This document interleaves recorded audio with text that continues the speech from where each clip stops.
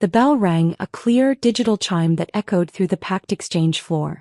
It was the sound of 7 years of my life crystallizing into a ticker symbol. Next to me, Leo stood with a grin so wide it looked like it might crack his face. Our company, Viridian Dynamics, was now public. The flashes of cameras were like tiny, celebratory lightning strikes, and Leo squeezed my shoulder. A gesture that, until yesterday, I would have read as shared triumph. Now I felt the weight of it for what it was. The final, patronizing pat before the discard. I let him have his moment. I smiled for the board, shook hands with investors, and delivered the short, poised speech we'd rehearsed. All the while I felt a strange calm. The finish line I'd been sprinting toward for so long was actually a starting block. My own starting block. That night, Leo didn't come home. I wasn't surprised. I sat in the quiet, minimalist living room of the hilltop villa we rented, sipping a glass of Malbec and watching the city lights shimmer below. My phone buzzed once. A notification from a private social feed I'd paid a discreet fee to monitor. A photo posted by one of Leo's old frat brothers. A blurry, champagne-soaked image of Leo, his arms slung around a young woman with cascading curls and a dazzling smile. She was nestled into his side, looking up at him with awe. The caption read, "Leo finally making it official. Congrats to the man who never settled." A cold, sharp clarity settled in my chest. This was it. The official announcement. Not to me, his business partner and girlfriend of 7 years, but to his circle. I was being retired like a piece of outdated software. The next evening he finally swaggered in, the scent of expensive whiskey and arrogance preceding him. He wasn't alone. The woman from the photo, now in a sleek cocktail dress, clung to his arm. Her name I would learn was Chloe. An underclassman from his alma mater. A communications major turned aspiring influencer. "Arya," Leo said, his voice booming with false bonhomie. "You're home. Good. We need to talk." I remained seated, setting my tablet aside. "I see you've brought a guest. How presumptuous of you." He blinked, thrown by my lack of hysterics. Chloe offered a syrupy smile. "Leo's told me so much about you, Arya. He says you've been incredibly supportive." "I have," I said, my voice flat. "I'm the reason Viridian has a functional backend, a coherent business model, and a loyal senior staff. Supportive is one word for it." Leo's grin tightened. He led Chloe to the sofa opposite me, sitting with a kingly sprawl. "The thing is, Arya, now that the company's public, perspectives change. Priorities shift." "Do elaborate," I said, taking another sip of wine. He launched into his rehearsed speech. It was a patchwork of clichés. How he'd grown, how he needed someone who understood his new world, how our relationship had been a product of shared struggle, but not of true compatibility. He painted me as the driven, pragmatic, unfun partner. The grindstone to his blade. Chloe, he implied with adoring glances, was his reward. Then he delivered the line I knew was coming. "When you're building something from nothing, you can't be picky. You take the partner who can endure the hard miles. But once you reach the destination," he shrugged, reaching for Chloe's hand, "you get to choose the one you really want for the victory lap." The audacity was breathtaking. He was quoting, almost verbatim, the drunken philosophy he'd spouted to his buddies months ago, caught on an audio file from a discreet recorder in his briefcase. I'd heard it all before. My heart didn't break, it turned to granite. He finished by painting himself as magnanimous. "I'm not ungrateful. For the 7 years I'll make sure you're taken care of. A severance. Enough to set you up comfortably. Think of it as a parting bonus for services rendered." He expected tears. Rage. Pleading. He was braced for a scene, ready to play the stoic, burdened benefactor. I just smiled. It was a small, quiet smile that made his eyes narrow. "Is that all, Leo?" "What?" he sputtered. "Your proposal. Your settlement offer. Is that the entirety of your plan?" He flushed, anger replacing his performative pity. "Don't be difficult, Arya. See reason. This is the best outcome for you." It was then that the front door, which I'd left slightly ajar, pushed open. A man walked in as if he owned the place. He was tall, with an easy grace, dressed in dark jeans and a sweater that hinted at the athletic build beneath. His hair was tousled, his smile warm and knowing. This was Kieran. My childhood friend. My actual white moonlight. The one I'd watched from afar for years, convinced I was too scrappy, too sharp-edged, too poor to ever deserve. The one I'd never dared approach until my own power was unassailable. He crossed the room without a glance at the stunned couple on the sofa and knelt before my chair. He took my hand, his thumb brushing my knuckles, a gesture of tender familiarity we'd been carefully rehearsing for just this moment. "Sorry I'm late, love," he said, his voice a low rumble meant only for me, but perfectly audible in the silent room. The traffic from the airport was brutal. He lifted my hand and pressed a soft kiss to my palm, his eyes never leaving mine. "Every second away from you feels like a year." I let my facade soften, a blush warming my cheeks that was only partly feigned. I leaned into him as he rose, letting him pull me into a loose, possessive embrace. I nestled my head against his chest, inhaling the scent of sandalwood and cold night air. Then and only then did I look over at Leo. His face had undergone a dramatic transformation.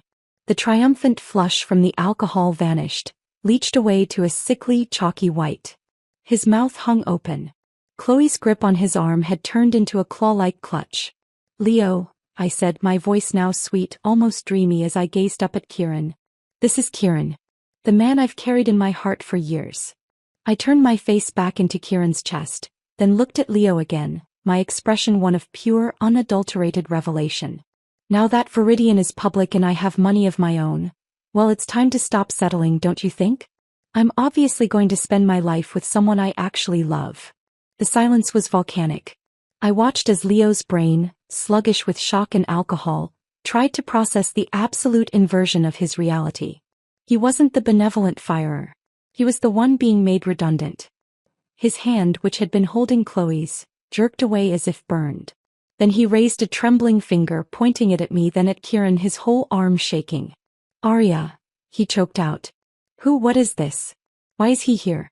Why are you holding each other?" I sighed, the picture of annoyance at being interrupted. I didn't pull away from Kieran. His arms felt solid, real, an anchor in the storm I had conjured. "Leo," I said, my tone cooling back to its original business-like temperature. "The company is listed. I have wealth in my own right now. When you're broke, you don't get to be choosy about a husband. I stayed with you back then because my options were limited." I paused, letting the cruelty of his own logic hang in the air before delivering the final blow.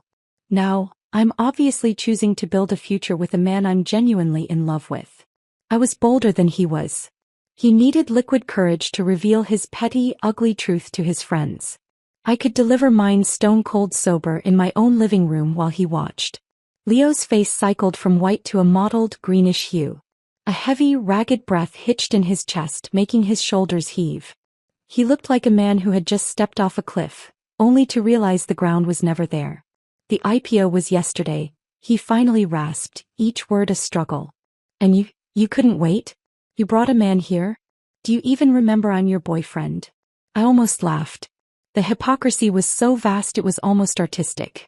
Before he'd come home, he'd pictured this exact scenario, but with our roles reversed. He'd imagined me clinging, weeping while he stood firm, maybe tossing a check my way to soothe his conscience. He'd prepared speeches to shake off the clingy plaster. He never imagined I'd take his script, rewrite it with a better lead, and leave him without a single line to deliver. Outside, the weather mirrored the drama. Rain began to lash against the floor-to-ceiling windows, a sudden violent downpour that drummed a frantic rhythm on the glass. Chloe, recovering her role as the sweet peacemaker, stepped forward. She slipped her arm through Leo's again, trying to inject honey into the toxic air. "Leo, I'm sure Arya is just confused. Hurt maybe. He probably found someone just to make you jealous. Don't be too hard on her, okay?"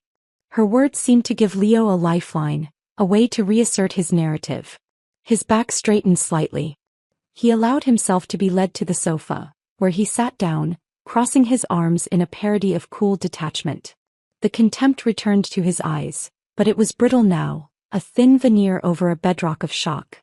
"Arya," he said, forcing a dismissive sneer. "You can only make someone jealous if there's love left to fight for. We've been together 7 years.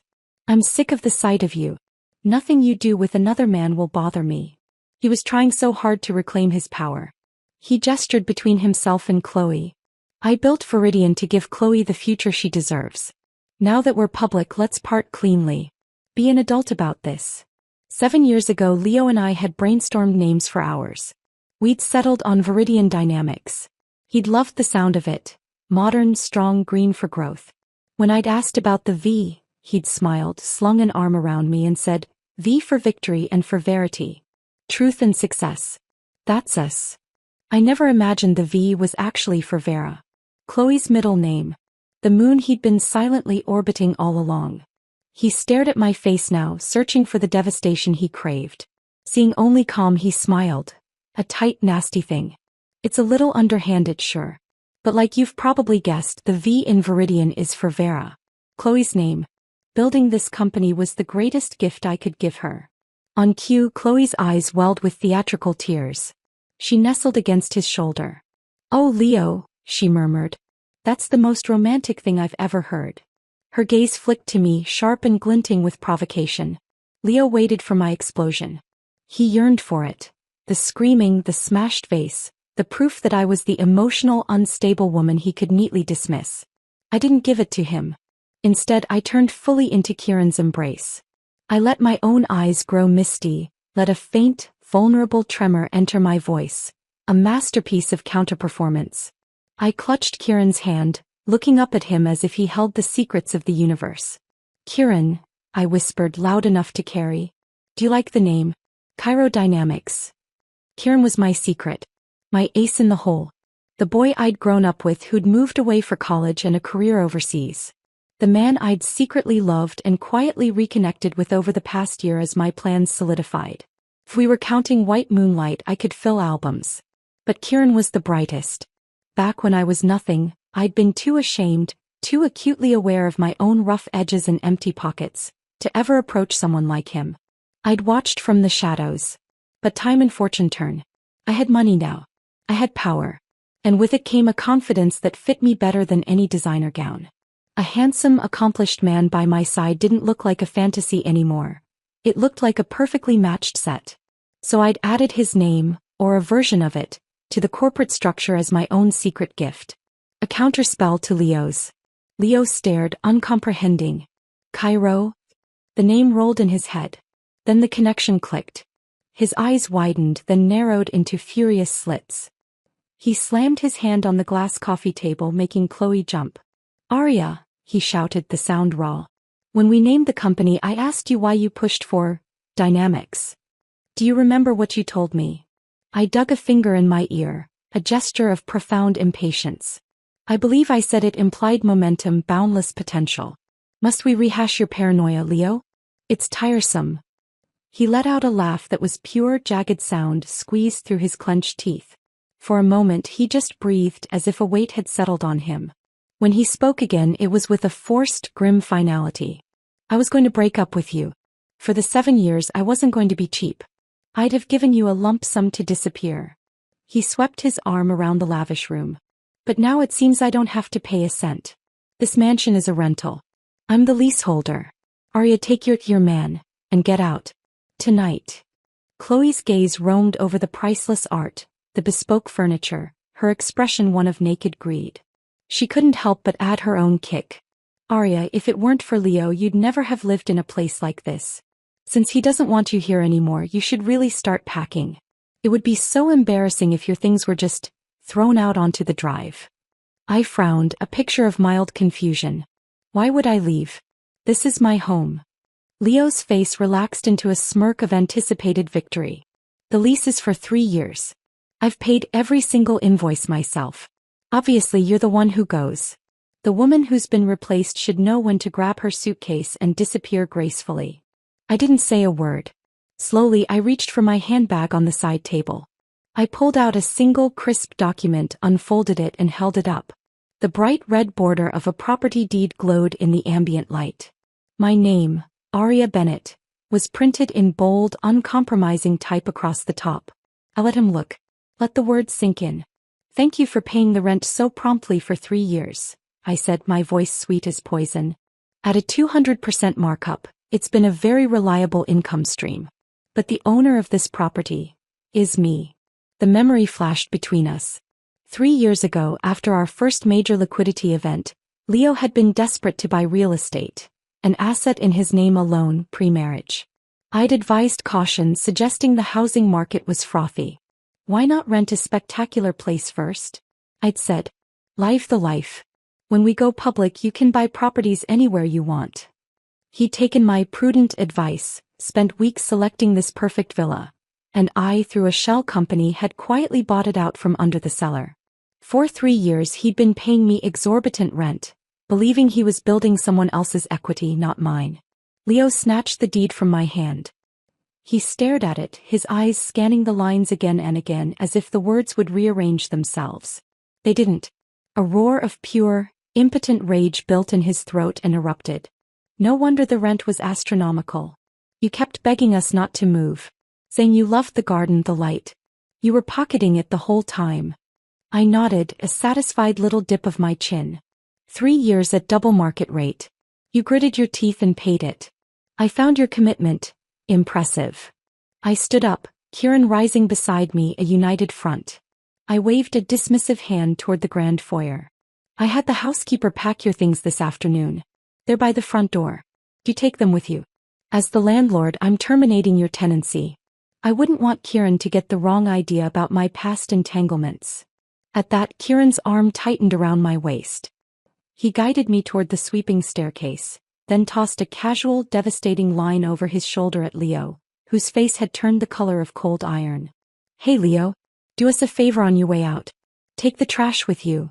We were halfway up the stairs when we heard the front door slam shut with a crack like thunder, swallowed a moment later by the sound of the relentless rain. The silence after the door slammed was profound, broken only by the rhythmic lash of rain. Kieran and I stood on the landing listening. No sounds of struggle, no shouted curses. Just the fading roar of a luxury car engine tearing down the gravel drive. I let out a breath I didn't realize I'd been holding. The granite in my chest softened just a fraction. The performance was over. For now. Kieran turned me gently to face him.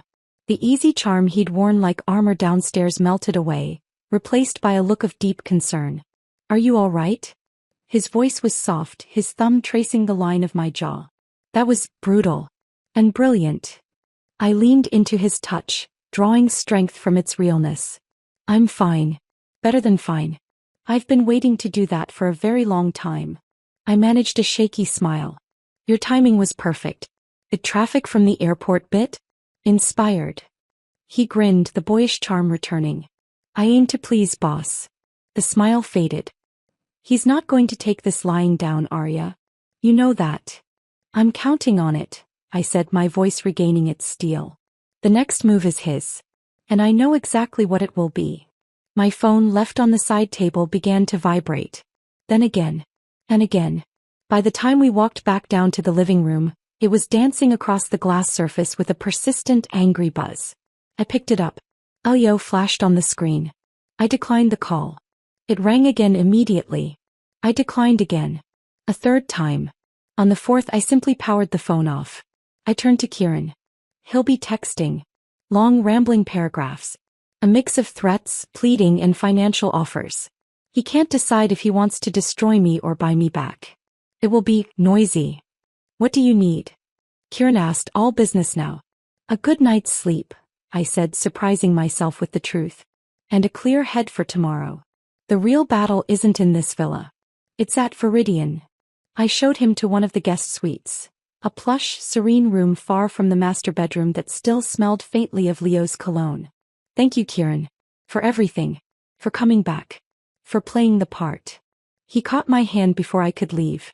Arya, it's not just a part. You know that, right? The childhood friend bit is real. The years apart were real. My feelings. He trailed off, searching my face. They're not part of a strategy. The vulnerability in his eyes was disarming. For a moment, the carefully constructed fortress around my heart trembled. I know, I whispered. And that's what makes it so powerful. Now get some rest. Tomorrow you start your new job. His brow furrowed. I knew. As head of strategic finance for Cairo Dynamics, I said, the new name feeling potent on my tongue. Effective 9 a.m. We have a shareholders meeting to attend. The next morning dawned clear and sharp, the storm having scrubbed the sky clean. I felt a similar clarity. I dressed with deliberate care, A tailored, deep navy pantsuit, severe yet elegant, my hair in a sleek knot. Armor. Kieran met me in the kitchen looking unfairly handsome in a gray suit. Ready for war? He asked, sipping the coffee I'd made. It's not a war, I corrected, checking my tablet. It's a hostile takeover that's already been completed. Today is just the formal eviction notice. We drove to the Viridian Towers in silence, the city gleaming around us. The building, a shimmering glass obelisk, was a monument to our shared labor. As we rode the private elevator to the top-floor executive suite, I could feel the weight of nosy eyes on us. The corporate gossip mill had already been churning all night. Whispers trailed in our wake. That's her. Who's the guy? Heard they threw Leo out of the house. I ignored them all, my gaze fixed ahead. The main conference room was a temple of glass and polished steel, with a breathtaking view of the city. Around the long onyx table, every major shareholder and key investor was already seated. The air was thick with a tense, anticipatory silence. Leo was already there. He sat at the head of the table, my seat, looking worse for wear. His eyes were bloodshot, his skin pale. He'd clearly been caught in the rain the night before, and a night of rage and panic had left its marks. The moment I walked in with Kieran, his head snapped up. A flicker of something, pain, hatred, crossed his face before he smoothed it into a mask of cold arrogance. He gave a loud, dismissive sniff. My usual seat to the right of the head was occupied. Chloe sat there wearing a demure white dress, her hands folded neatly in her lap. She looked up at me with a practiced expression of uneasy sympathy. Leo didn't wait for formalities. He spoke as if granting a royal decree. Arya. Chloe has endured a lot in the past waiting for me. I've always intended to make it up to her. Starting today, she is officially joining Viridian in the role of head of human capital. The title was absurdly inflated for someone with no experience. A blatant patronage play. Chloe stood up, performing a little shuffle of faux modesty.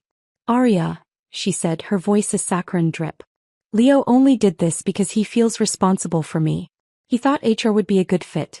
But, she paused, injecting her voice with false regret. I've been looking over your performance metrics and day-to-day output. I'm sorry, but you're completely unfit to serve as co-CEO of Viridian. So you're terminated. Of course, the company will honor your severance package. It should be enough for you to live on basic necessities. For a while. She covered her mouth with a delicate hand, but her eyes smiled above it. Leo tipped his chin, the picture of magnanimous dismissal.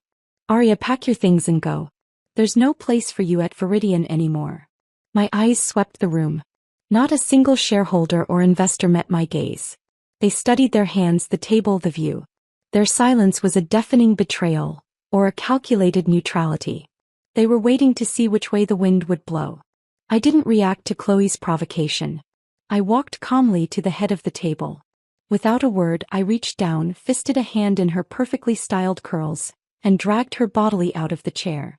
She shrieked, stumbling, her performance shattered into genuine shock and pain. I guided her, not gently, to an empty seat at the far end of the table. Then I sat down in my rightful chair. I placed my tablet on the table, smoothed my suit jacket, and looked at Leo. We built this company together, I said, my voice even, carrying in the silent room. You think you can fire me because you've decided to install your girlfriend? He seemed prepared for this. A smug confidence settled over him. He leaned forward. When we incorporated Viridian, I held 35%. You held 20%. The controlling stake has always been mine. Why wouldn't I have the authority to dismiss a subordinate? Chloe, having recovered somewhat, scurried back to stand behind his chair like a loyal handmaiden. Arya, Leo's word is final here. If you leave quietly, you keep your dignity. If you make security remove you, well, that's a story that will follow you forever. I let them have their moment. I reached into my leather portfolio and pulled out a thin sheaf of documents. I slid them across the polished onyx toward Leo. I'm afraid your math is outdated, Leo.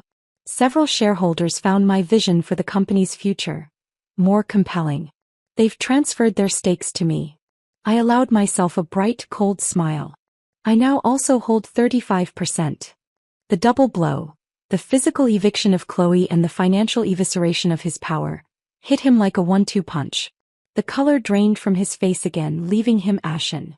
He snatched the equity transfer papers, his eyes darting over the lines. He saw the signatures he recognized, the blocks of shares that were no longer his to influence.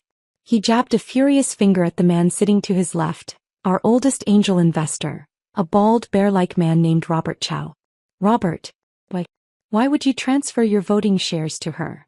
Robert Chow scratched his head, his expression one of mild bemusement. My goddaughter asked me for them, so I gave them to them. Is there a problem? Goddaughter. The word hung in the air. Leo's head swiveled toward me, his eyes wide with dawning, horrific understanding. Yes. Robert Chow was my godfather. My mother's oldest friend. Most of the independent investors and key shareholders at this table were my relatives, my college mentors, my network. Over 7 years, while Leo was playing CEO and later courting Chloe, I had been meticulously, quietly placing my people in every critical position. The CFO, the head of R&D, the general counsel. Leo had been hoisted up and left hanging, an empty shell of a leader, convinced his genius was driving the bus, while I controlled the engine, the map, and every exit. He was choking on the revelation when I spoke again, my voice slicing through his ragged breathing. Now, as equal partners, I have a proposal. Mr. Leo, I said formally. Kieran is my oldest friend. When I was 7, I dared him to climb a rotten oak tree. He fell, broke his arm, and still has a scar. I glanced at Kieran, who gave a solemn, beautiful nod. The guilt has haunted me. So, I plan to have Kieran officially join Cairo Dynamics, our new corporate division, as head of finance. A small way to make amends. Leo found his voice, a strangled shout. Finance. You're handing our most sensitive department to an outsider.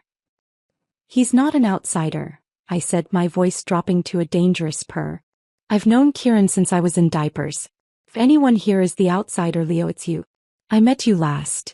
Delighted, Kieran stood up. He walked around the table and with a polite but firm nudge of his hip, shouldered Leo's chair sideways. He sat down in the seat, the head of the table as if born to it. He reached over and clasped my hand on the table, a display of unity that was both personal and professional. Arya, he said, his voice rich with sincerity, you can trust me. I've already reviewed the comparative workload and value analysis between you and Mr. Leo. He tapped his own tablet, pulling up a screen that mirrored on the main display wall. Pending board approval, I propose a revised compensation structure. Your salary as visionary and operational lead will be set at $10 million per month. A ripple went around the table. He continued, his gaze shifting to Leo, whose face was purpling. As for Mr. Leo, given his documented average daily productive work time of 53 minutes, and his recent focus on external non-company ventures, Kieran tapped a key. A single stark dollar sign appeared next to Leo's name. We'll set his salary at $1 per month. Performance-based raises can be discussed quarterly, of course. He let the math hang in the air. Even a 100% raise on $1 is $2. Leo would never crack $10 a month. Leo's hands resting on the table began to tremble. He pointed a shaking finger at my calm, composed face. Arya, he stammered, his voice thick with a toxic mix of fury and disbelief. When did you become so vicious? I understood his question. In his mind, the narrative was sacred. He was the hero, the founder, the prize. I was the sidekick who should be grateful for the scraps. He was allowed to be cruel, to discard me, to erase 7 years of my labor. What he could not allow was my refusal to play my assigned role. What he could not stomach was my fighting back. He wanted me weeping in the ruins, loving him hopelessly forever, telling every new man that none could ever compare. Seeing the cold, unified front, seeing the shareholders' silent acquiescence, Leo knew the game was up in this room. With a final, thunderous slam of his palm on the table, he shot to his feet. He grabbed Chloe's wrist and before storming out, threw a last desperate threat over his shoulder. Arya, just you wait. The door hissed shut behind them. The moment they were gone, Kieran's posture changed. He slumped slightly, turning to me with a look of exaggerated concern. Arya, did I take it too far? I only came because you said you needed help. If I made things worse with Leo, maybe I should go talk to him? Smooth things over? I don't mind taking a little unfairness if it keeps the peace. His performance was masterful, the sweet, conciliatory man, So different from Leo's brute arrogance. I played along, stroking his hand. Don't be silly. He's a washed-up man clinging to his own fantasy. Why should you swallow a single ounce of grievance for him? I raised my voice slightly, knowing the acoustics of the room, knowing Leo might be lingering just outside. You've been my sweetheart for over 20 years. If there were going to be anything between us, it would have happened long ago. He never would have had his chance. Through the glass wall, I saw a figure in the hallway beyond the conference room stagger slightly. Leo hearing every word. Even from a distance, I could feel the heat of his impotent fury radiating through the glass. The meeting continued, formalizing Kieran's position and the new compensation structure. The shareholders, my shareholders, voted with quiet efficiency. Viridian, or the part that mattered, was now firmly under the control of Chirodynamics. Under my control. As we wrapped up, I allowed myself a small, private smile. Phase 1 was complete. But I wasn't naive. Leo's "just you wait" wasn't an empty phrase. A man who believed the world owed him everything would not slink away quietly. He would come for me with everything he had left. And I was ready for him. I thought Leo might lurk in the shadows for a while, licking his wounds. I underestimated the speed of his rage. Exactly 1 week after the boardroom humiliation, a courier delivered a thick, official envelope to the villa. My name was printed in stark, impersonal type. I opened it at the grand marble kitchen island, Kieran reading over my shoulder. It was a summons. Leo was suing me. Attached was a single texted line on a separate sheet, clearly from his phone. Don't think Cairo will end up in your pocket. I took every step to get here. You think I have no means? He was taking me to court for corporate malfeasance, misuse of funds, and breach of fiduciary duty. Kieran let out a low whistle. He's not playing. He's playing the only card he thinks he has left, I said, my voice calm as I scanned the dense legalese. Desperation. The courtroom was a cavern of polished wood and solemn silence, a world away from the glass and steel optimism of our corporate offices. I sat at the defendant's table, my lawyer, a razor-sharp woman named Eliza Vance, beside me. Across the aisle, Leo occupied the plaintiff's bench. He looked better. Fleeker. The desperation was hidden beneath a veneer of righteous confidence. He'd clearly hired a top-tier shark-like attorney, a man in an impossibly expensive suit who exuded quiet menace. Beside Leo, Chloe sat, dressed in a demure, expensive outfit, her hand resting on his arm in a show of solidarity. She shot me glances that were equal parts pity and triumph. Leo's lawyer stood and methodically, devastatingly laid out their case. His voice was a smooth, persuasive baritone. Your Honor, the defendant, Aria Bennett, systematically abused her position of trust at Viridian Dynamics. She installed unqualified relatives and personal connections in key executive roles, creating a shadow network that operated for her benefit, not the company's. She then maliciously manipulated corporate governance to slash the plaintiffs, the other founding CEOs, salary to a symbolic $1, a clear act of retaliation and a breach of her duty to all shareholders. He paced slowly, commanding the room's attention. Furthermore, we have compelling evidence that Ms. Bennett used company resources for personal gain. Most notably, the purchase of a multi-million-dollar villa, the very property from which she unlawfully evicted Mr. Leo. He began submitting evidence. Stacks of documents, organizational charts highlighting shared last names, bank statements with large, mysterious transfers. He painted a picture of a cunning, greedy schemer who had hijacked the company her partner built. Therefore, he concluded, turning to the judge, we petition for the immediate removal of Ms. Bennett from all positions at Viridian and its subsidiaries, and seek damages in the amount of $10 million. We also request a full forensic audit of all company and Ms. Bennett's personal accounts for the past 7 years. Leo wrapped an arm around Chloe, pulling her close. He grinned, a tight, victorious smirk that didn't reach his eyes. He leaned over and whispered something to her, and she giggled softly, nuzzling into his shoulder. It was a sickening display meant for me. When the lawyer finished, Leo couldn't resist adding his own personal taunt. He spoke loudly enough for the judge to hear, but his eyes were locked on me. Aria, if you'd just been content to be a supportive partner, a proper helpmate, then even after I moved on with Chloe, I'd have been generous. I'd have given you a settlement for your time. He shook his head in mock sorrow. But you had to be grasping. You had to push. Now look where you are. Once you and your clan of relatives are ejected from the company and saddled with tens of millions in debt, don't bother coming to beg. The door is closed. Part 3. The Legal Gambit continued. Chloe, emboldened, chimed in, her voice a saccharine whisper that carried. It's true, Arya. The most important thing for a woman is to be a good helpmate to her man. A woman obsessed with power and money, how could a man like Leo ever truly respect that? The hypocrisy was so thick I could taste it. The choice was always the same, I realized. Be forceful and they scheme to strip you bare. Be meek and they gently take everything anyway. The outcome was identical. So I'd chosen to be forceful, to gamble on my own life with my eyes wide open. Eliza Vance leaned close to me, her voice a low murmur. The hiring practices are a concern, Arya. If they dig deep, even with due process, the sheer volume of familial connections could be spun as nepotism. It's a vulnerability. He was right. Placing so many of my people, even legitimately, created a pattern that looked suspicious. Leo's move was clever. Not just to remove me but to dismantle the entire support structure I'd built, leaving the company a hollowed-out prize for him to reclaim. Request a recess, I said quietly. Eliza stood, addressing the judge. Your Honor, given the volume and gravity of the allegations, the defense requests a brief recess to consult with our client and review the presented materials. The judge, a stern woman with sharp eyes, nodded. 15 minutes. In the quiet, wood-paneled mediation room, the atmosphere was tense. Kieran was there, looking uncharacteristically pale. I reached over, placing the back of my hand against his forehead. You said you weren't feeling well earlier. Any better? He managed a faint smile, catching on to my tactic. Much better. With you beside me, any illness just vanishes. Leo and Chloe had followed us in, unable to resist gloating.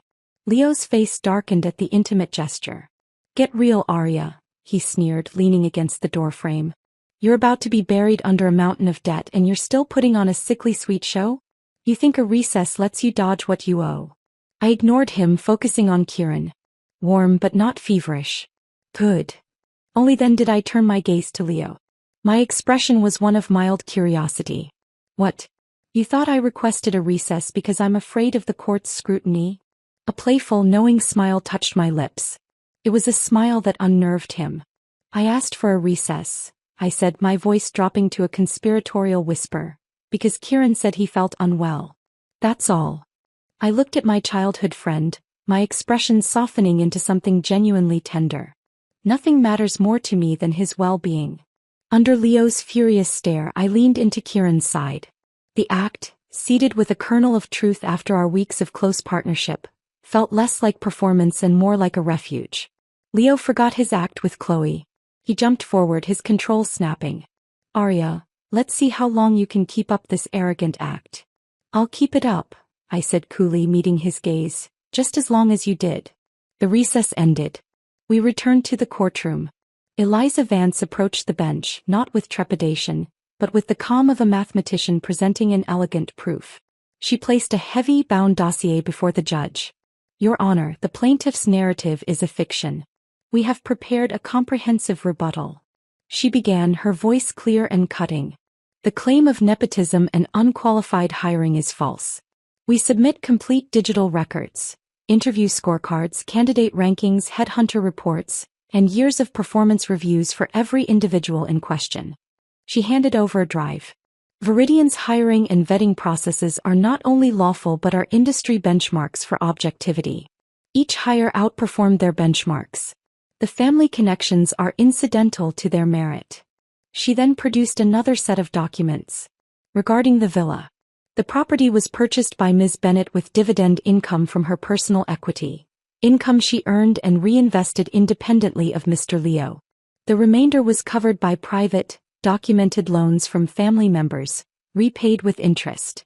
She flashed a copy of the mortgage, my personal bank statements showing the dividend deposits and the loan agreements. It is her separate property, lawfully acquired. Finally, she addressed the salary. She pulled up logs on a screen, keycard entries, computer login records, meeting minutes. The plaintiff's claim of malicious pay reduction is baseless. Our analysis shows Mr. Leo's average daily engagement with core company business declined steadily over the past 18 months to under 1 hour per day. His calendar was filled with external meetings, golf clubs, charity boards, personal real estate ventures. She displayed a damning timeline. The compensation adjustment was a direct, proportional response to his dereliction of duty. In fact, one could argue the $1 salary is symbolic recognition of his remaining minimal brand value. Kieran, sitting beside me, couldn't suppress a soft snort of laughter. He caught my eye and tilted his chin as if to say, "See? I told you my salary plan was fair." I squeezed his hand under the table, a gesture of real gratitude and alliance. Leo's lawyer was on his feet, objecting, but the evidence was a tidal wave. Every hire had been by the book. Every interview question was from a standard bank. My dividends had been plowed into brilliant, independent investments that had yielded 10 times what Leo's had. There were no cracks. Only a meticulously constructed fortress. Standing at the defense table, I let myself lean slightly into Kieran's solid presence. We exchanged a glance, a quiet shared understanding that was far more potent than any of Leo and Chloe's public displays. Leo couldn't stand it. The sight of our quiet solidarity in the face of his crumbling case was the final straw. He lost all decorum, jabbing a finger across the aisle. "Your Honor, this is a travesty. She's an adulteress. A cheat. I'll sue for alienation of affection. For infidelity." The judge leveled a withering gaze at him. "Mr. Leo, control yourself." I blinked, turning to him with an expression of pure, innocent confusion. "Leo," I said, my voice ringing with false pity, "setting aside your very public relationship with Miss Chloe, let me remind you of one thing." I paused, letting the courtroom hang on the silence. "We never got married." The words landed with physical force. His face went slack, then flushed a deep, mottled red. His lips moved, but no sound came out. No marriage license. No legal union. In the early, lean years I had brought up marriage. He patted my head. "When I make it big, I'll give you the wedding of the century. Just be patient." When we started making real money, his tune changed. "Arya, the company is everything right now. A piece of paper is meaningless. We're practically married already." He just started making money and already I was being reclassified from future wife to permanent girlfriend. A role with no legal claim, easily dismissed. His lawyer sighed audibly, a sound of profound professional disappointment. He gathered his papers and leaned in, whispering urgently to Leo. I watched as the last of Leo's certainty drained away, replaced by the ashen pallor of defeat. After a hurried, tense conference, his lawyer stood. "Your Honor, the plaintiff withdraws the suit." But as his case ended, mine was just beginning. Eliza Vance didn't sit down. She reached into a large box at her feet and pulled out an even thicker dossier. Her movement was deliberate, final.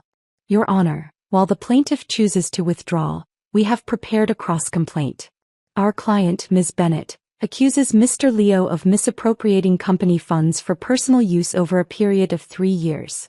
She began laying out documents with surgical precision.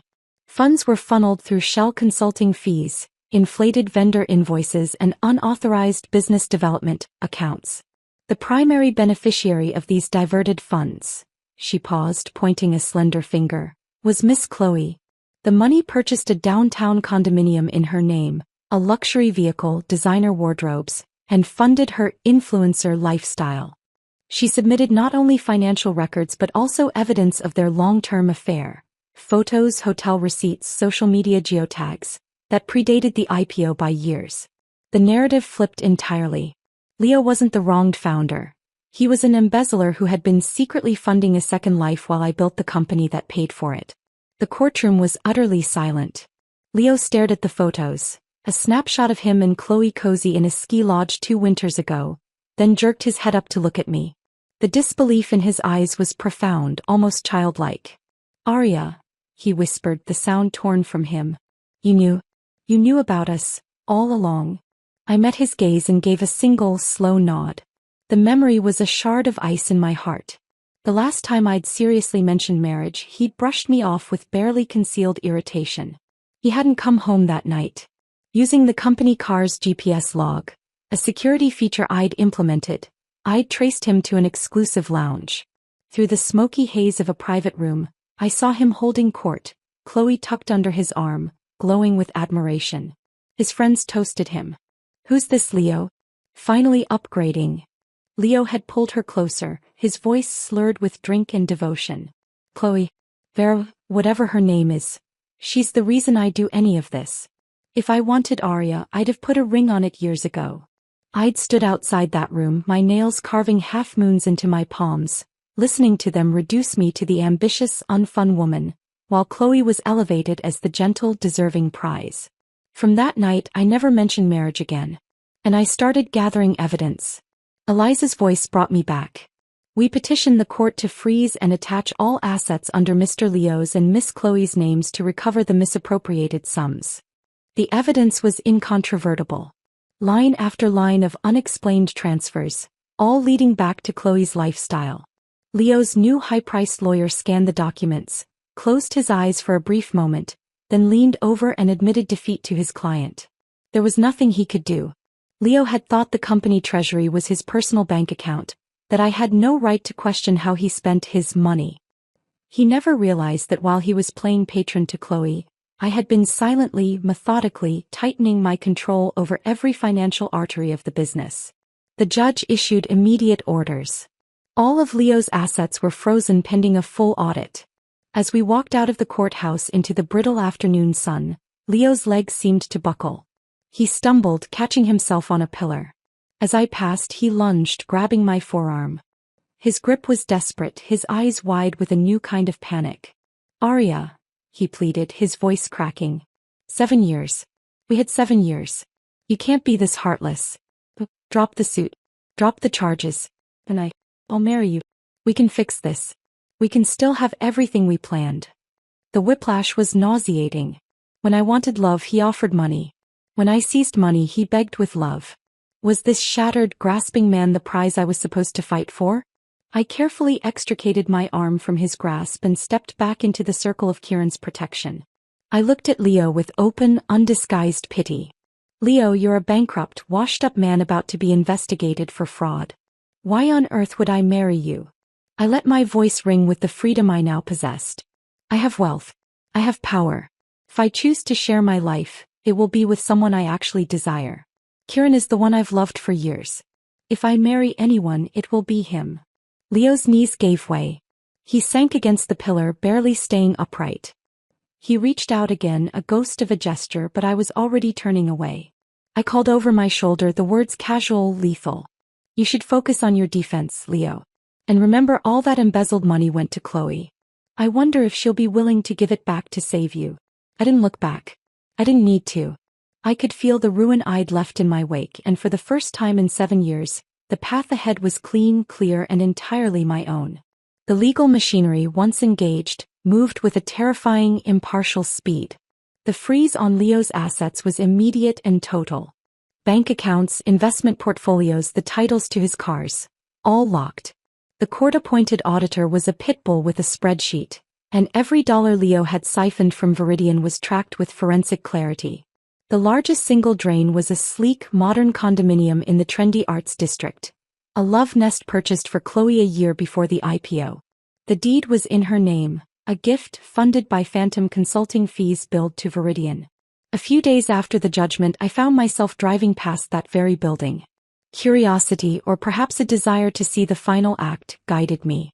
As I pulled up to the curb, I heard raised voices from a second-floor balcony. The sliding door was open. Leo and Chloe were in the midst of a spectacular meltdown. Chloe was hysterical, her voice shrill enough to pierce the afternoon calm. "Sell my apartment? Are you insane? You bought it for me. It's mine. My name is on the deed." Leo looked like a man who hadn't slept in a week. The elegant polish was gone, replaced by a haggard, frantic energy. He'd lost the patience he'd once lavished on his white moonlight. "If we don't sell it and give back the money, I'm going to prison, Chloe. Do you understand? Not a country club prison." Seeing me standing on the sidewalk below watching, seemed to inject him with a final shot of bravado. He pushed away from her and leaned over the balcony railing, his tone softening into the persuasive cadence I knew so well, the one he used to charm investors. "Chloe, baby, trust me. Have I ever let you down? This is just a temporary setback. Arya set a trap and I walked into it. Once we repay the debt, I'll bounce back. I'll build something even bigger. And everything I make then will be yours. I promise. I watched Chloe's face. I saw the internal calculation flash in her eyes, weighing Leo's diminished, desperate potential against the tangible asset of the apartment and the bleak reality of his probable future. The romance of being a founder's muse was colliding violently with the prospect of dating an indigent felon. Her expression hardened. The tears vanished. She took a step back, crossing her arms. Your ability, Leo.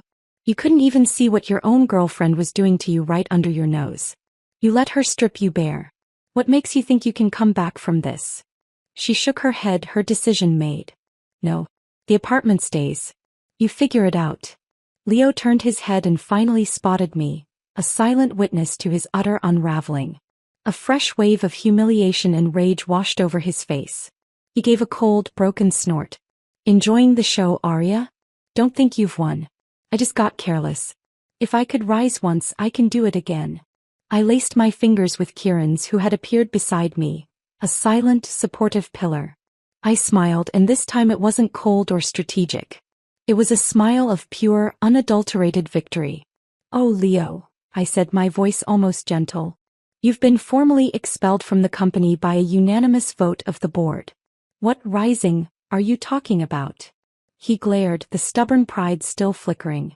I don't believe every single shareholder is in your pocket. You don't control all of Viridian. He was right. There was still about 15% of the company held by true independents, small venture firms and angels who had bet on the team, not on me personally. Leo, stripped of his CEO title and now persona non grata, had sold his remaining equity to pay his first round of legal fees. But he still had one card. He reached out to the largest of those independents, a man named William Bill Yarrow, who held a crucial 10%. I heard about the meeting later from Bill himself, who recounted it with amused relish over scotch in my office. He calls me sounding like the old Leo, all confidence, Bill said, chuckling. Wants to meet. Says he has a proposition to restore balance to the company. Leo had waited in a small conference room rehearsing his pitch. When the door opened, it wasn't Bill who walked in, but a striking woman in her 40s, dressed in a sharply tailored suit, her hair a stylish silver bob. Who are you? Leo had blurted. Where's Bill? The woman, Meredith Yarrow, Bill's wife and business partner, had rolled her eyes. It's Bill's 60th birthday. We were about to board a flight to Bali when your call pulled us back. Whatever you have to say, make it quick. We have a plane to catch. Leo, flustered, had pushed on. I need Bill to use his board seat to get me a strategic advisor role within the company. Once I'm back in the game, I can regain control. I'll sign any agreement, guarantee him a better return. No, Meredith said, examining a perfectly manicured nail. I can present a full business plan.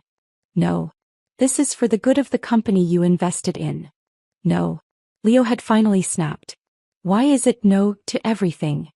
Meredith had looked up, a slow, cat-like smile spreading across her face. Because my cousin told me that whatever you proposed, I should just say no.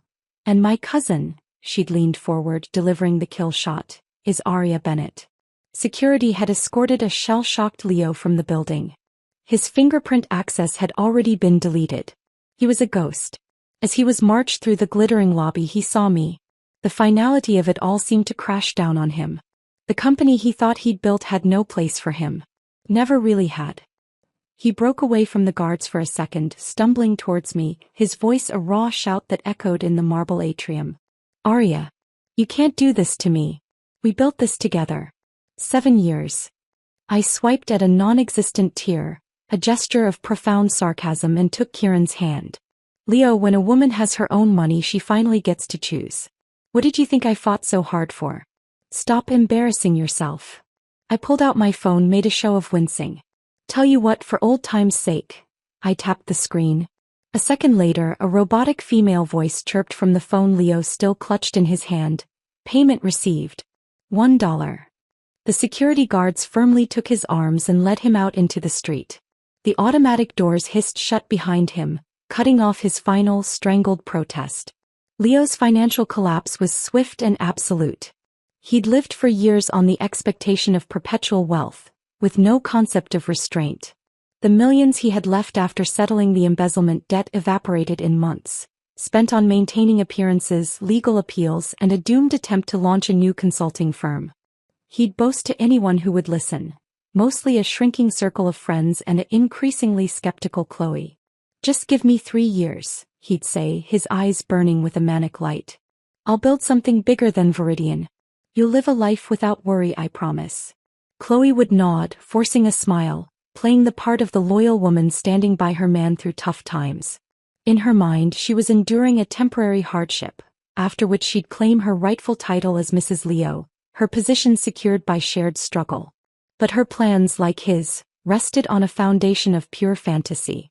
At Viridian, now quietly rebranding under the Cairo Dynamics umbrella for our new ventures, a new calm had settled. The weekly executive meetings were focused, efficient, productive. The air of toxic masculine posturing was gone. During one such meeting, Bill Yarrow joked with me, a hint of complaint in his voice. "Arya, that ex-partner of yours, he's nowhere near your league. When you brought us in, the dividends were solid, the contracts were tight. When he came sniffing around," Bill snorted, his expression disdainful. "He showed up at my club yesterday, no appointment, full of the same old swagger. Talked for 30 minutes without a single concrete idea, then asked me for a $50 million investment in his vision. Pure fantasy." I lowered my eyes, sipping my espresso, a small, private smile surfacing. When I decided to partner with him, Bill, I chose the hardest jobs. The fundraising, the business development. I knew begging for money was the toughest graft, but that work let me plant my feet so deep in this company, no one could ever pull me out. I looked up, meeting his gaze. I was terrified the empire I was building would end up as nothing more than a dowry for someone else's bride. Now that I'm in charge, I honestly don't know if Chloe has the skill set to fill the role I once played for him. The irony was not lost on anyone at the table. I didn't see Leo again for 3 months. When I did, the contrast was jarring. It was outside the very high-end day spa and club where I maintained a membership. I was stepping out of my car when I heard the commotion. A block down, in front of a fast-casual restaurant, Leo and Chloe were engaged in a vicious public tug-of-war over her handbag. In just a few months, Leo had aged a decade. Deep exhaustion was etched into the lines around his eyes and mouth. Streaks of premature gray shot through his disheveled hair. He was wearing a thin jacket too light for the chill spring wind, and he was shivering. "I scraped together 50,000 from my last contact," he roared, his voice ragged. "It was for seed money. Not for you to dump into your spa membership and designer purses in a single afternoon." Chloe yanked her bag back, her face contorted with a fury that had stripped away all pretense of sweetness. "When you proposed, you said you'd spoil me forever. You said I'd be your princess. What princess eats instant noodles and lives in a studio apartment with mildew on the ceiling?" She spat the words. "Meeting you was the worst luck of my life." The echo was deafening. I could almost hear his voice from that long-ago bar night, floating back on the wind. A successful man doesn't need a domineering woman. A gentle, supportive partner is best. No one had ever asked what that gentle partner was supposed to do when the success vanished. And here he was, in the brutal daylight, brawling with his gentle helpmate on a dirty sidewalk. He glanced over, saw me, and a spark of something, shame, hope, madness, lit his dull eyes. He hurried over, leaving Chloe fuming on the sidewalk. "Arya," he said, his voice unsteady. "What are you doing here? Did you come to see me?" He took a step closer, his breath fogging in the air. "I know your greatest dream was always to marry me. I was wrong. After everything I see now, the one I love most is you. So Arya, let's start over." "Okay." The sheer, staggering audacity of it left me speechless for a moment. When he was on top, he wanted a decorative, submissive partner. Now that he was at rock bottom, he wanted a strong, wealthy woman to haul him back up. His love was a transactional weather vane, spinning to wherever the advantage lay. The only constant was his profound love for himself. Before I could answer, the passenger door of my car opened. Kieran stepped out, unfolding his long frame. He came to stand beside me, a silent, formidable presence. Leo's face curdled. I took Kieran's hand, my anchor. "Look at you, Leo," I said, my voice not unkind, just final. "How could you possibly compare to the man who has been my friend, my confidant, my sweetheart since we were children. I echoed his own poisoned philosophy back to him word for word. Women don't actually like arrogant, overbearing men. A gentle, supportive partner is better. His throat worked. He couldn't speak. The boomerang he'd thrown years ago had completed its arc and struck him directly between the eyes. I looked past him at the spa's gleaming facade. A place like that, even 50,000 wouldn't get you to the VIP tier, Leo. Some doors only open with real power. I moved to step around him. He blocked my path, one last desperate plea in his eyes. Arya, he whispered, the name a sigh. If there had never been a Chloe, would we have made it? Would we be married now? I paused, genuinely considering it. Memories flashed, not of love but of compromise. Of biting my tongue, of smoothing over his outbursts, of accepting less than I deserved because the shared goal seemed bigger.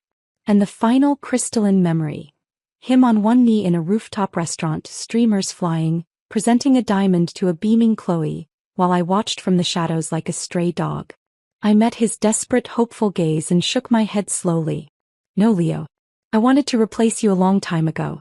I was just too poor to do it, so I endured your condescension and your lies.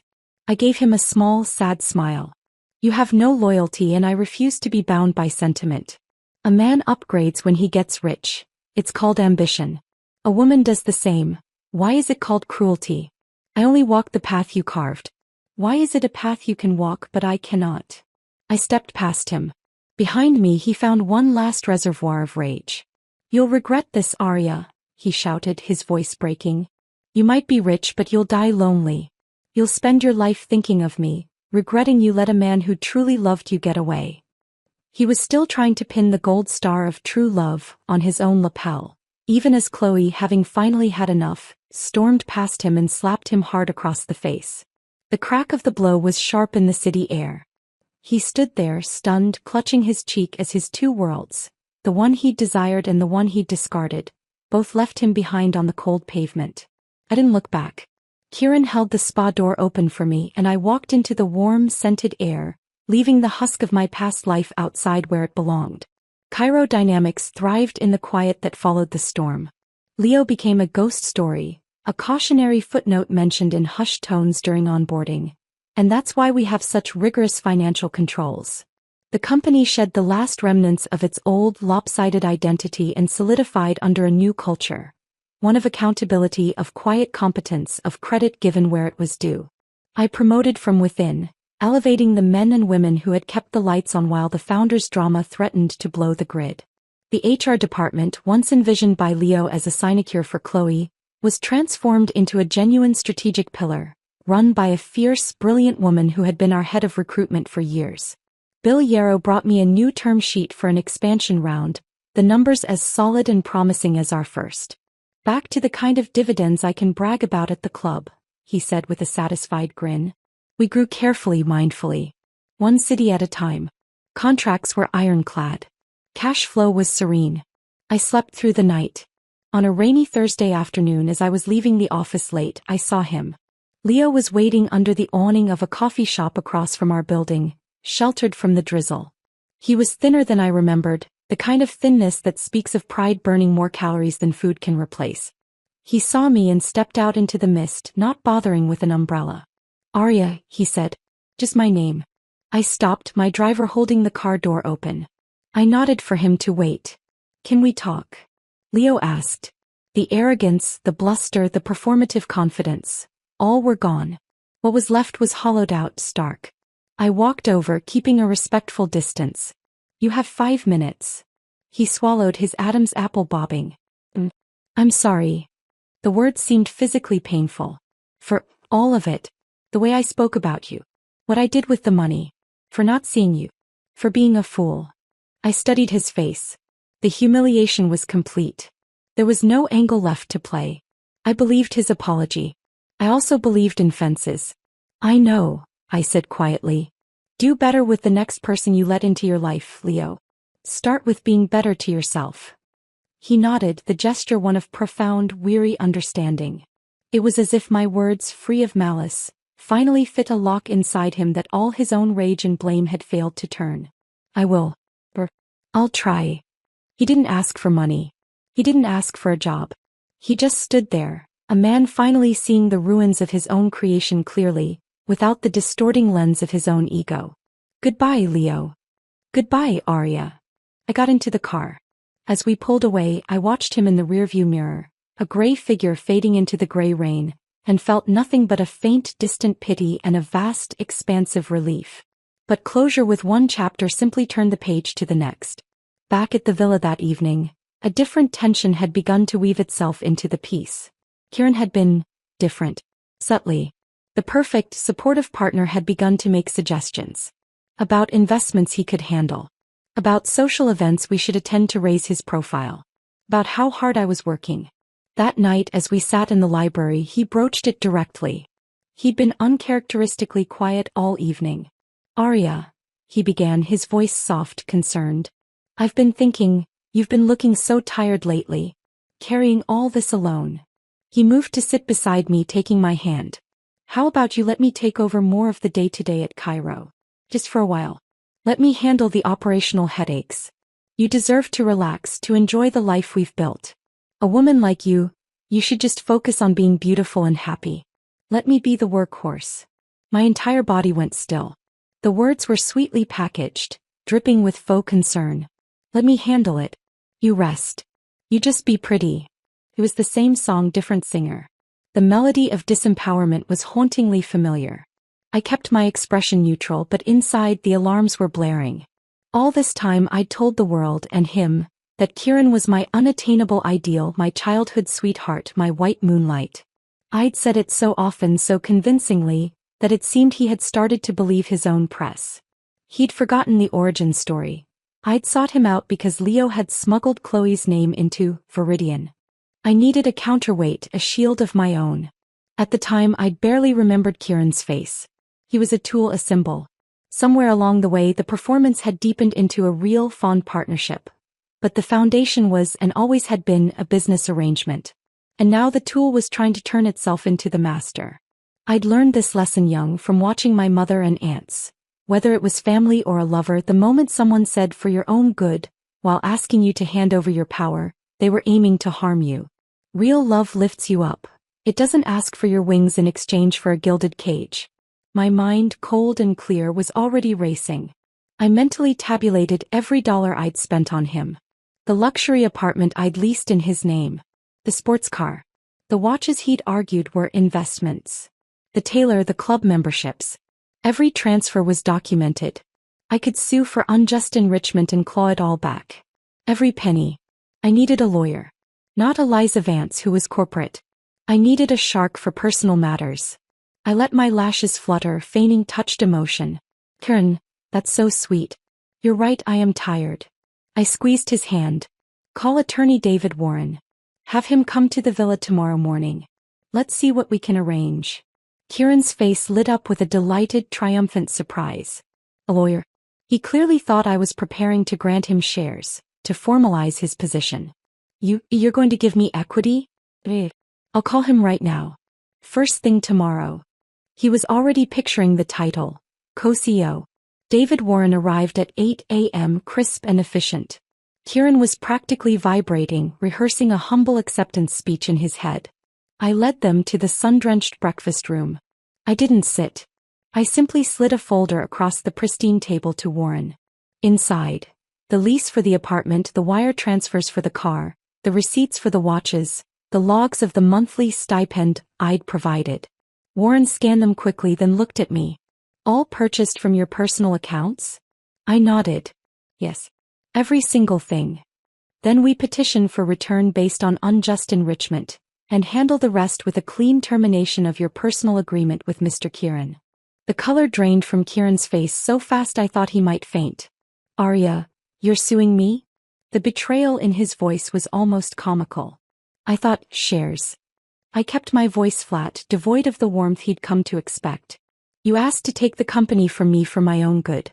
That's when I knew what this was. Love is a lift, Kieran. It doesn't ask for your wings. He reached for my wrist. I pulled back as if from a snake. Warren smoothly slid a document across the table. You can save everyone time and significant legal fees by signing this. It outlines the immediate return of all assets and the repayment schedule for the liquid funds. Kieran stared at the numbers, then at my impassive face, then at the door. The calculation in his eyes was clear. Fight and lose spectacularly in court, or capitulate and maybe salvage a shred of dignity. The man who had played the role of the loving partner had no stomach for a real fight when the script was ripped away. With a hand that trembled with rage and humiliation, he signed. I watched the pen scratch, finalizing the end of the second performance. There was no sadness, only a profound, weary satisfaction. The fortress was secure. The last pretender had been shown the gate. The weeks after Kieran's departure moved with the quiet, efficient rhythm of a clock finally wound to the correct time. The legal system finalized its work on Leo. Restitution orders, a suspended sentence with community service, and a legal prohibition from serving as an executive officer or director of a public company for 10 years. He didn't look at me during the final hearing. Chloe didn't show. Rumor was she'd left the city with a man who actually had a black Amex and a credit line longer than his promises. The diamond ring Leo had given her sat on a resale site for months. Its price slashed again and again until it finally disappeared. At Cairo, I initiated a deep, comprehensive audit of everything. Not just finances but culture, workflows, compensation. I promoted from the bench. The quiet engineers, the meticulous accountants, the support staff who had kept the engine humming while the C-suite was a soap opera. I made the head of recruitment, a woman named Priya who had endured Leo's attempt to install Chloe above her, the chief people officer. Her first act was to dismantle the empty human capital title and rebuild the department into a genuine spine for the company, focused on talent development and ethical governance. Bill Yarrow brought me a term sheet for a new expansion fund, the numbers as solid and promising as our very first. Back to the kind of returns I can actually brag about, he said, clinking his scotch glass against my water. No drama. Just growth. We expanded carefully, mindfully. One city, one market at a time. Our contracts were airtight, our cash flow serene. I slept through the night, the deep, dreamless sleep of someone who owns every corner of her life. On a rainy Thursday afternoon as I was leaving the office late, I saw him. Leo was waiting under the green awning of a coffee shop across from our building, sheltering from a persistent drizzle. He was thinner than I remembered, the kind of thinness that speaks of pride burning more calories than food can replace. His clothes were clean but worn, hanging loosely on his frame. He saw my car, saw me. He didn't wave, just stepped out into the mist, not bothering with an umbrella. He crossed the street as I emerged. Arya, he said. Just my name. No title, no venom, no plea. I stopped, my driver holding the door. I nodded for him to wait. Can we talk? Leo asked. The arrogance, the bluster, the performative confidence. All were gone. What was left was hollowed out, stark. He looked like a man who had finally read the last page of a book whose middle he'd skipped. I walked over to him, keeping a polite, public distance.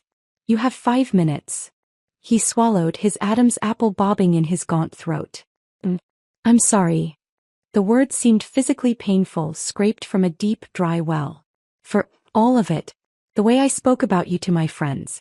What I did with the company's money. For not seeing you. For being a fool. I studied his face. The humiliation was complete, etched into new lines. There was no angle left to play, no audience to perform for. I believed his apology. I also believed in fences. I know, I said quietly. The rain misted my hair, beating on the wool of my coat.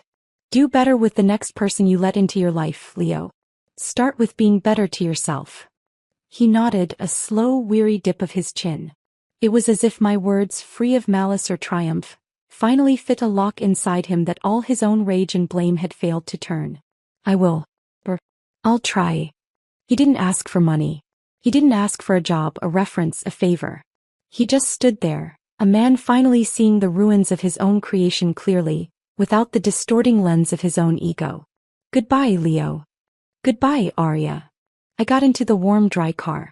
As we pulled away from the curb, I watched him in the rearview mirror, a gray, solitary figure fading into the gray rain. I felt nothing but a faint, distant pity, and a vast, expansive relief that was so complete it was almost a physical presence in the car with me. But closing one door simply meant I was free to examine the rooms of my own house. The villa was too quiet, too full of the ghosts of performances. Leo's, Kieran's, my own.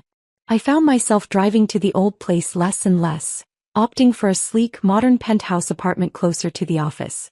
The villa stood empty, a beautiful museum to a war-eyed one. Spring deepened, melting into a lush, green summer. On a whim, I signed a lease on a small, sun-drenched corner office on a lower floor of Cairo Tower. It had been a storage room, then a neglected project space. No one else wanted it. I had the walls painted a soft, warm white, installed 3 large desks, 2 enormous whiteboards, and a comfortable seating area. On the main wall, in bold, black lettering, I had a single rule painted: keep your own wings. I didn't make an announcement, but word spread in the way it does in companies where people pay attention. On Friday afternoons, I started being in that office. I'd send a casual invite. Coffee in the corner office? 4 p.m. The women came first. The ones running our hardest divisions: supply chain, regulatory affairs, international expansion. They'd file in, wary at first, holding their mugs like shields. We'd sit. I'd ask one question: what do you need to fly higher here? The answers were never about manicures or spa days. Sometimes it was a budget line their director had blocked. Sometimes it was a title that would get their voice heard in the right meeting. Sometimes it was simply hearing out loud: you built this pipeline. You closed that deal. The credit is yours. Take it. I became a quiet conduit. A nod from me to a department head, a shifted budget item, a public acknowledgement in an all-hands meeting. It was a different kind of power, not seized but shared. It felt like building something real, something that would outlast me. One evening, on my way back from a late dinner, I found myself driving past the old villa. The automatic garden lights flicked on, bathing the manicured hedges and stone facade in a soft glow. For a moment in the twilight, it looked just as it had the night I'd moved in. Grand, beautiful, full of empty rooms I hadn't known how to fill. I parked in the circular drive, the gravel crunching under the tires. I used my key. I'd never gotten around to changing the locks. No one had dared to try and enter. The air inside was still, slightly dusty, scented with lemon polish and absence. I walked from room to room, turning on every light. I went to the grand living room, to the wall of windows where Leo had made his declaration and I had made my counterstrike.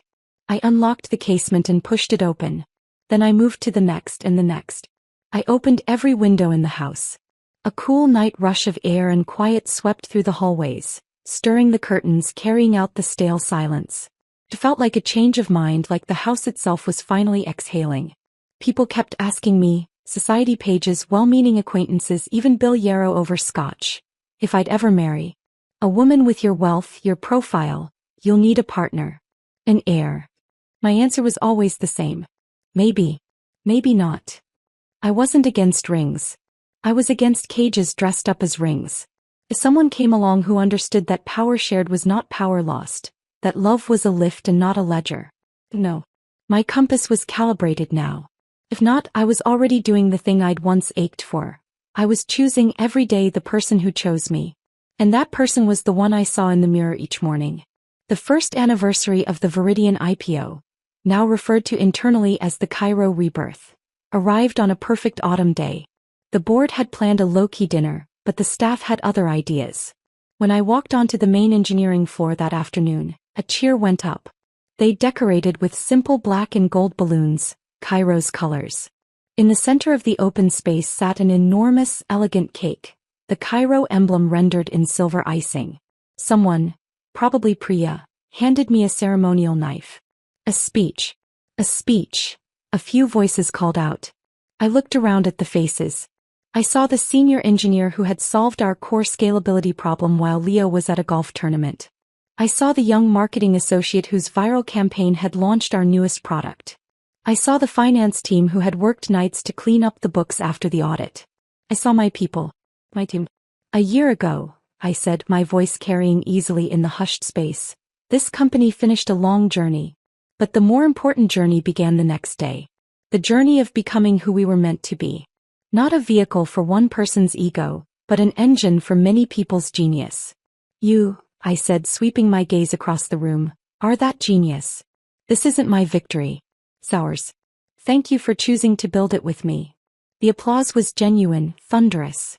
As it died down, someone shouted, "Make a wish, Arya." I looked at the cake, at the dozens of tiny candles flickering. I closed my eyes. I didn't wish for more money or more power or even for someone to share it with. I saw behind my eyelids not a diamond or a streaming ticker but the image of a door. A simple white door to that sunlit corner office held open by my own hand. And beyond it not a room but a sky, limitless, clear and waiting. I wished for the same thing I tried to give to every person who walked through that door. Sky and the strong, unbroken wings to meet it. I opened my eyes, took a deep breath and blew. The candles died with a unified hiss, and the room erupted into cheers and the opening of champagne bottles. For the first time in as long as I could remember, there was nothing I needed to take, nothing I needed to defend, no performance I needed to maintain. I was simply, completely there. In the warmth of the celebration, surrounded by the tangible results of my own labor and faith, I felt a sense of wholeness so profound it was almost unfamiliar. Later, as the party wound down, I slipped away. I rode the elevator not to the penthouse but to the floor with the corner office. The hallway was dark, quiet. I let myself in. The moon was full, silvering the room through the large windows. I didn't turn on the lights. I walked to one of the whiteboards. In the moonlight, I could see the remnants of last week's brainstorming session. A flowchart for a new mentorship program, a list of names for leadership training. I picked up a marker. In the corner of the board, in clear capital letters, I wrote a single word just for myself. Enough. It wasn't a statement of complacency. It was a declaration of arrival. I had enough. I was enough. The frantic hunger that had driven me for 7 years, the fear of being less than, of being left with nothing, was finally quiet. The hunger had been replaced by a deep, steady appetite for the work itself, for the growth of the people around me, for a life built on my own terms. I put the marker down. My phone buzzed in my pocket, a calendar reminder for tomorrow. A 4 p.m. meeting in this office with a group of junior analysts who had asked for guidance on presenting their data. I smiled. As I left, locking the door behind me, I took one last look at the word on the board, glowing faintly in the moonlight. It was the most peaceful sight I had ever seen. The story of Arya and Leo, of Viridian and Cairo, was over. It had been a story of betrayal, strategy, and reclamation. But my story, the story of who I became after the battle, was just beginning. And for the first time I was excited to turn the page, not knowing exactly what came next but trusting, absolutely, in the woman who would write it. The end.